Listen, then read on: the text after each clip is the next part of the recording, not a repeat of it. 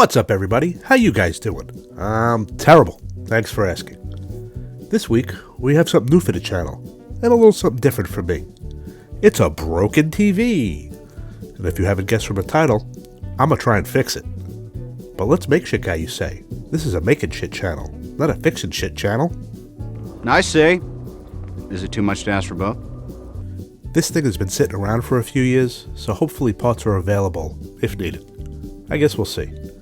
So without further ado, here's what we'll need to take this thing apart. And with that, let's get to fixing shit. This is a Best Buy special, and its manufacturing date is from 2015, so it's closing in on 10 years old. And like I said, it's been sitting up against the wall for 4 or 5 years. Procrastination is my middle name. Anyway, it's a 1080p, 50-inch, 60Hz display, so depending on the parts needed, if any, we'll see if it's worth fixing. I mean, you could probably get a 50-inch 4K TV for less than $300 these days, so we'll see how it goes. When this thing died, I had a feeling about what was wrong with it. As you can see, this thing is filthy. Let's fix that. That did absolutely nothing. So I don't know how well this is going to come through on camera. Well, I do, but we'll see about how the YouTube compression works out. The screen is working. If you can see it, it says no signal. It's hard to see even for me, but it's there. So most likely, it's the backlights. If you don't know how an LCD, or liquid crystal display, works, I'll try to break it down in the most basic way possible. An LCD TV makes an image by using a backlight to illuminate the pixels of the screen.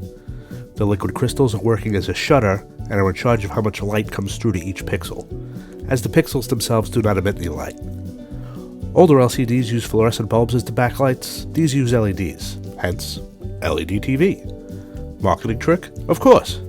But LEDs are brighter and more efficient, and the later models had local dimming zones, so you can get better looking blacks. I don't really know if this TV has local dimming zones, as I can't find any but the basic specs on it, so I'll just say it does not. I'm thinking if it did, some of them would be working, but who knows.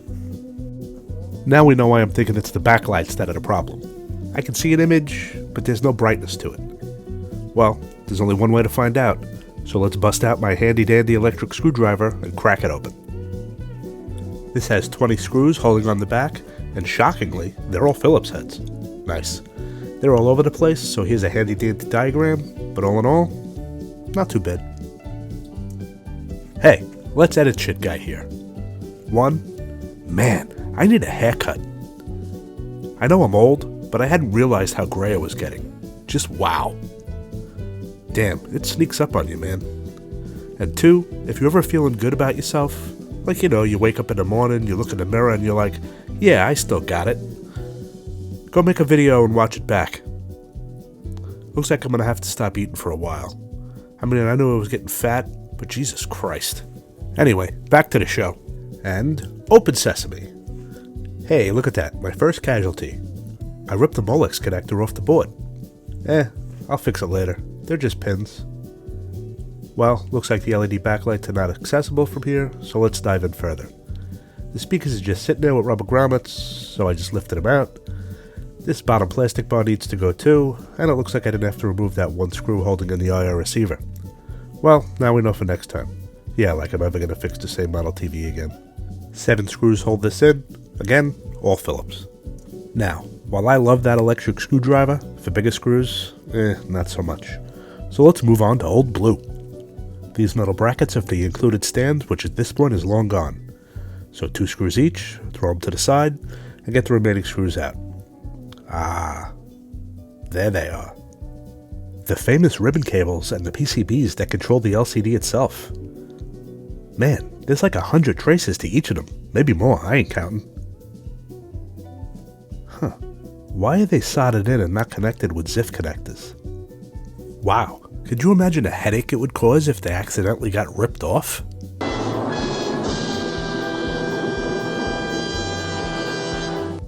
Now, I want you guys to remember something. I have no idea what I'm doing. This is my first attempt at a repair of this magnitude. Now, for those of you who don't know, which is like 99% of you, I'm a mechanic technician HVAC professionally, all of this for fun. Well, I was a car mechanic for a little bit in my late teenage years, but that was a long time ago. I haven't even changed my own oil in decades. But this kind of stuff comes naturally to me. That being said, don't do what I do. For instance, see these kind of large caps on the main board? Yeah, those are storing electricity. How much? Not sure. Is it enough to kill you? Probably not. Well, unless you're sitting in a hot tub while working on it. But still, if you do get hit, it's gonna hurt. A lot. Maybe even enough to throw you back if you're not expecting it. And we all know what happens when an old person falls down. So if you're gonna play around on a computer or TV or anything electric, err on the side of caution. Wear rubber gloves.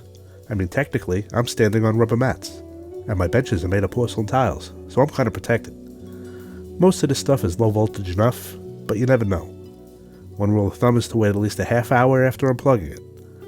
Another is to use a 10K 5-watt resistor and put it across the terminals of each high-voltage capacitor. Obviously not while holding the resistor directly, use alligator clips. Oh, and microwaves. Just forget about them. For real, insta-kill. Don't bother. They're cheap enough to replace. With that little rant out of the way, let's move on. You know, I don't know why I didn't check it out earlier, but let's check to see if the LEDs are actually getting power. I was guessing the power leads were the ones going to the board on the top left, and they were. And the board is actually marked. And pay no attention to those burn marks. What do you think, I shorted the pins out before hitting record? Come on now, what do I look like here? Well, they're getting 65 volts. Too much, too little? Don't know, but they are getting power. So let's get to them. The ribbon cables going to the LCD headers are connected with ZIF connectors. Zero insertion force. These lift up from the black clip towards you. Grab them from both sides. I used a plastic spudger to pop them up, and the cables slide right out. And see these pieces of copper-looking tape? Well, this is conductive tape, and it looks like it's being used to ground those LCD PCBs to the case, and after removal they're probably going to be needing replacement. Those PCBs are also glued down to the chassis, a little pressure, and they popped right off. Wow. Thank Odin the other ribbon cables didn't pull off. The frame that holds the LCD panel in is held in the case with 30 screws, 7 on each of the horizontals and 8 on each of the verticals, and then it should lift right off. And don't mind that broken corner. I found it like that.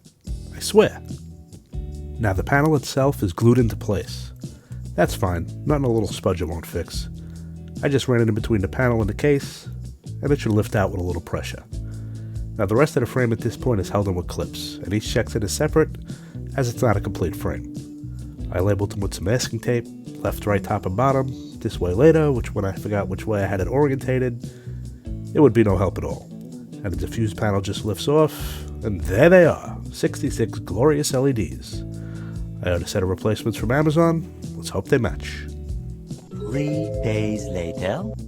Now, as for this film that's over the LEDs, I really couldn't figure out a great way to get it off without ripping it, as it's also glued down. It also has 6 plastic clips, they're accessible from the other side, just push the legs together and they pop out. Like I said, for getting the film off, I really have no suggestions. Maybe a heat gun? If it rips, what are you going to do? I don't see it being a problem in the long run.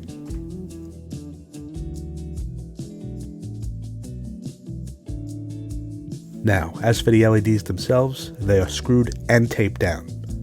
And even though it looks like there's 6 sections, each horizontal is 2 pieces. And they just slide together with male to female pins. As for the Y connections, same thing, but they have push-to-release clips, so don't animal them. Each double strip has 7 Phillips head screws and is double-sided taped down to the case. This is probably for heat dissipation. The tape, glue, whatever, is pretty strong, but these LCDs are no good anyway, so I wasn't easy about ripping them off. I did replace the tape, but I just used cheap stuff again.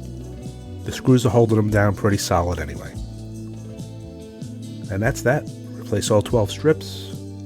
And I did replace that double-sided tape that was holding down the film with some more cheap stuff. Let's put this thing back together, speedrun style. You know, it's times like this I wish I could use some copyrighted music. This would be the perfect time for a Benny Hill theme song. Well, I mean, can they hit me with a copyright strike if I just hum it?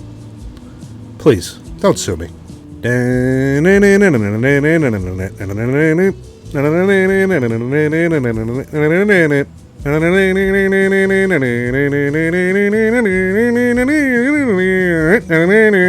Parody. This is parody. Yeah, so for those of us not in the know, which is probably everyone, Benny Hill was this old English creepy guy that most of us Gen Xers would find on like random TV stations in like the late 70s, early 80s. And every episode he would chase half-naked girls around and they would play this theme song over it, or that theme song over it. We should not have been watching that. It was really creepy, and I was probably 4 or 5 years old when I first saw it. But, you know, it was the late 70s, early 80s. What are you going to do? But I will say, it must have made quite the impression on a young let's make shit guy. Because 40 years later, and I still know it.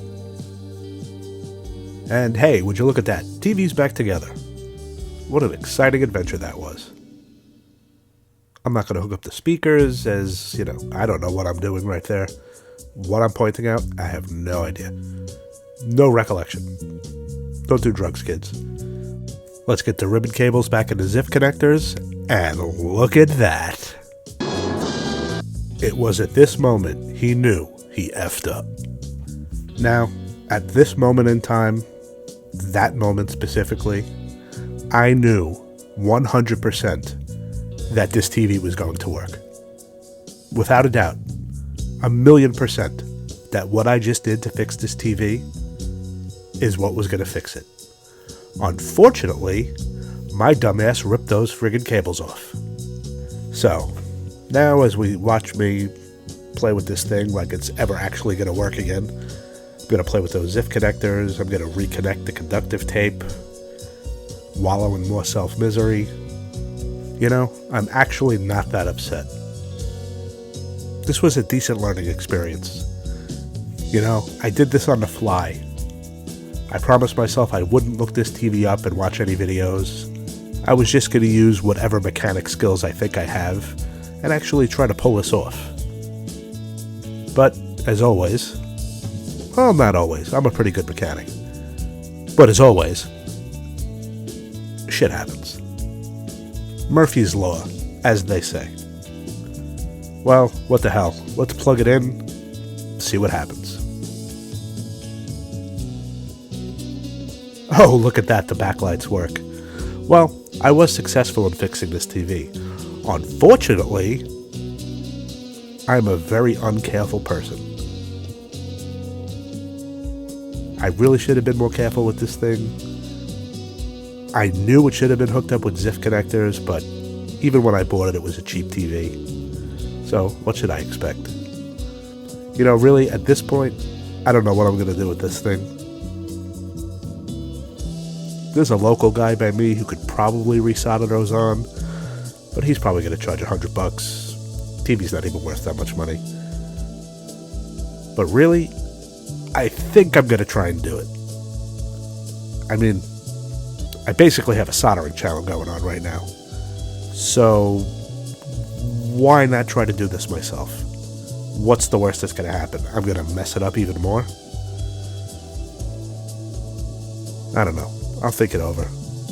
But most likely, there's going to be a part 2 to this video. And it's either going to be 5 minutes long, or it's going to be 5 hours long as I solder, resolder, resolder, and resolder. And hopefully, just maybe, all of those solder boards that I've been practicing on for the past year will actually come in handy. But I guess we'll see. And with that, I'm out of here. Hopefully I'll see you in the next one. I'd give you some B-roll, but there's no B-roll to give.